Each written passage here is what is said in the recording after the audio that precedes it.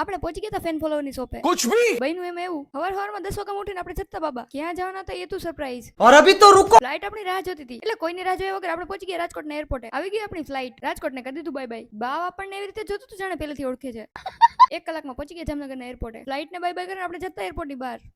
એરપોર્ટની ગર્દી જોઈને આપણે પહોંચી ગયા બહાર. ત્યાં એમિરેટ્સ આપણી રાહ જોતી હતી.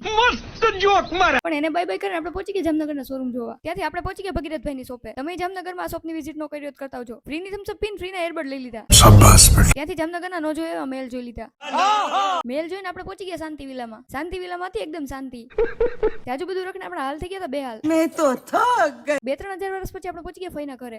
कुछ ज्यादा नहीं हो गया? જમતા જમતા ટીવી જોવો ને પરંપરા કહેવાય. परंपरा प्रतिष्ठा अनुशासन ત્યાં આપણી પ્લેટમાં આવી ગયું 5 સ્ટાર જમવાનું. મમ્મી ફઈન ભાભી જોડે આપણે બેસી ગયા જમવા. પણ તારક મહેતા જોતા કેમ ભૂલાઈ જાય. हाँ ये कर लो पहले જમીને આપણે પહોંચી ગયા નમન પાસે. કેમેરાને જોઈને એને આવતી હતી શરમ. કે વાગી ગયા તન. ઇટ્સ ટાઈમ ટુ ઘર ભેગા થવાનું. 1-2 કલાક પછી આપણે પહોંચી ગયા આપણે રંગીલા રાજકોટમાં. इतना सुकून આપણે આવ્યા એટલે આવી ગયો વરસાદ. એટલે આપણે પહોંચી ગયા જુલિયનાએ. વરસાદને જોઈને આપણને લાગી ગઈ ભૂખ. આપણે વરસાદની સેન્ડવિચ ખાઈ લે. ત્યાં સુધી તમે લોકો ફોલો કરતા હો.